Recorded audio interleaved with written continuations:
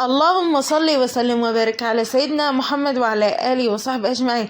ازيكم يا حبايب قلبي، عاملين ايه؟ يا رب تكونوا بخير ان شاء الله. النهارده هنعمل طريقة عمل السمك البلطي، هنعمله كده بطريقة سهلة وبسيطة جدا، وهيطلع معاكي حكاية بجد، حاجة كده روعة جدا، من غير بقى ايه تتبيلة كتيرة ولا اي حاجة. لا، مش هنتبله باي حاجة الا بشوية بهارات، وبجد هيبقى معاكي تحفة جدا، حاجة كده اللهم بارك عسل. وعملت جنبهم كده حبة رز كده ببصل، حاجة كده اللهم بارك تحفة جدا. تعالوا نشوفوا انا عملته ازاي. طبعا انا معايا سمك، ده سمك صغير اللي هو سمك امشاط صغير، احنا بنقول عليه هنا سمك امشاط يعني سمك صغير. طبعا سعره هو غالي شوية برضو، هو ب40 جنيه الكيلو لانه سمك صغير. بجد حاجه كده جميله جدا. فانا بحب السمك الصغير ده، ما بعملوش تتبيله اللي هي بتبقى مثلا عباره عن توم والكلام ده، لا خالص. انا ببهره ببهارات، بيبقى معاكي حكايه جدا بجد، بيبقى طعمه تحفه جدا. تعالوا نشوفوا انا بهرته ازاي.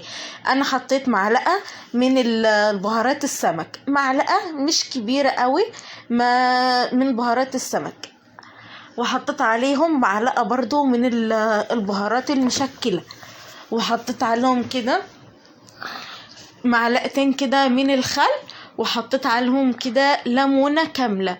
ببهرهم كده بشويه بهارات حلوين بجد، بيبقى معاك اللهم بارك حاجه كده روعه. وبحط كده سنه كده من الشطه، هيوديلك الطعم في حته تانية، حاجه كده جميله جدا، بدون بقى ما تحطي توم، بدون ما تحطي جزر، بدون ما تحطي مثلا شبت بقدونس، لا الكلام ده لا. انا بصراحه بحب السمك البلطي الصغير، بحبه ابهره ببهارات بس، مش بحبه اضيعه كده بالتوابل الكتير والكلام ده. البهارات بس بيبقى معاكي كده حاجة كده اللهم بارك عسل.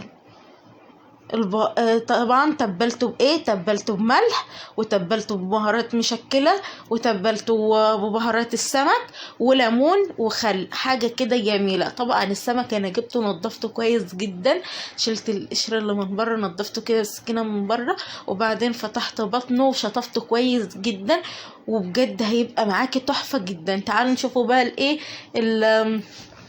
الكفر بتاع السمك هنعمله ازاي. طبعا اللي حطيت كده كوبايه من الدقيق بقى حسب ما انتي ما عاوزه بقى كده كده الدقيق يعني ما يكونش كتير قوي ولا قليل قوي، عشان ما ترموش تاني. حطيت كده سنه صغيره كده، يعني معلقه صغيره من بهارات المشكله بتاعه السمك، وحطيت كده بهارات مشكله، وحطيت كده ملح، واحط كركم، واحط نشا، حاجه كده روعه، هتخلي السمك بتاعك مقرمش وحاجة كده تحفة. حطينا كده الدقيق، وحطينا الكركم، وحطينا الملح، وحطينا البهارات السمك، وحطينا البهارات المشكلة، وحطينا النشا طبعا هتديكي كده قرمشة وحاجة كده اللهم بارك عسل. هقلب بقى كده كل الكلام ده على بعضه كده زي ما انتوا شايفين، حاجة كده جميلة جدا. مفيش اسهل من كده، اسهل طريقة لعمل السمك البلطي، والله طريقة سهلة جدا. هقلب بقى كده زي ما انتوا شايفين اهو يا حبايب قلبي، اهو افضل بقى اقلبها كده واركنها بقى كده. وبعدين تعالي نشوف هنعمل ايه تاني. طبعا انا كده حطيت طاسة على النار، وحطيت عليها زيت، وادي السمك طبعا سبته كده يتبل كده يجي نص ساعة سبته كده في التتبيله اللي انا عملتها كده فيه نص ساعه، وبعدين قليته. اطلع كده السمكيه اروح عاملاها بالدقيق، وبعدين بحطها على زيت سخن. طبعا انا هحط السمكيه كان لسه الزيت برضو لسه ما سخنش، لا انت استنى الزيت يسخن برضو، ما يكونش سخن اوفر، لا يكون سخن عادي.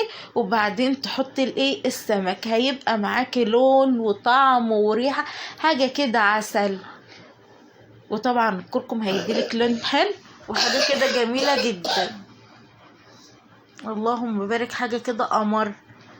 نقلي بقى السمك كده زي ما انتوا شايفين كده يا حبايب قلبي اهو. ادينا بقى نحمر السمك كده بطريقه كده سهله، والله العظيم مفيش اسهل من كده، اسهل طريقه لعمل السمك البلطي، حاجه كده اللهم بارك روعه. وطبعا الناحية التانية انا كنت عاملة كده شوية رز، حبة رز كده صيادية، حاجة كده عسل. عملتهم عبارة عن ايه، جبت كده بصلاية وحطيت وقطعتها كده قطع صغيرة، وحطيت عليها كده معلقتين من السمن، وسبت البصلاية تبقى لونها ذهبي كده، وسبتها تحمر كده وتبقى لونها ذهبي غامق. وبعدين نزلت عليها بالرز، وفضلت قلبت بالرز شويه كده تقليبه حلوه، وبعدين حطيت فلفل اسود، وبعدين حطيت ملح، وبعدين حطيت كمون، وحطيت كده، عاوزه تحطي بقى ايه نص قرن فلفل كده عليه، ان انت عاوزاه اعمليه. وحطيت كده ميه، ورحت سبته يستوي كده براحته زي ما انتوا شايفين. طبعا انا عملت الرز معاكم كذا طريقه، لو عاوزه تشوف الطريقه في كذا فيديو انا عامله للسمك، وعامله فيه الرز الصياديه. وطبعا قلبت بقى كده السمك على الناحيه التانية، قلبت السمك كده في الناحيه التانية، وهسيبه يتحمر كده ويديني لون حلو، وبجد حاجه كده تحفه جدا. بطلعه بقى كده من الزيت زي ما انتوا شايفين كده، بس هو بقى كده يحمر كويس جدا، ويبقى بجد حاجة كده تحفة، بيبقى مقرمش وحاجة كده جميلة جدا. اهو يا حبايب قلبي زي ما انتوا شايفين كده. طبعا هو استوى، بطلعه بقى كده علشان احط غيره. ده اسهل طريقة لعمل السمك البلطي، والله العظيم طريقة سهلة جدا، وحاجة كده روعة، وحاجة كده جميلة جدا. اجيب بقى كده السمك احطه كده في الدقيق، وبعدين بروح حاطه في الزيت اهو يا حبايب قلبي. احط بقى الكميه الباقيه، عامله الطاسه، واسيبه بقى كده يستوي من ناحيتين. اول ما يستوي من الناحيه اللي تحت بروح قلباه واسيبه يستوي على الناحيه التانية، وبعدين بطلعه بيبقى مستوي معاك، وبيبقى بجد تحفه جدا اهو يا حبايب قلبي. اهو اسيبه بقى كده يستوي، وهيطلع معاكي مقرمش، وهيطلع معاكي لونه حلو، وبجد حاجة كده جميلة جدا. ادي شكل السمك بعد ما طلعته، وادي الرز اللي انا قلت لكم اللي انا عملته ببصل، وعملته كده بنص قرن فلفل، حمرت كده البصلايه بسمن، وسبته كده لونها هيبقى ذهبي غامق، وبعدين حطيت الرز وشوحتها بالرز كويس جدا، وبعدين حطيت الملح والفلفل وسنه من الكمون، وبعدين بقى بقلبه وبزوده بميه وبسيبه كده يستوي، بيبقى معاكي تحفه جدا، حاجه كده قمر. وادي شكل السمك، اللهم بارك، حاجه كده جميله جدا. لو عجبك الفيديو ما تنساش تدوس لايك. باي باي.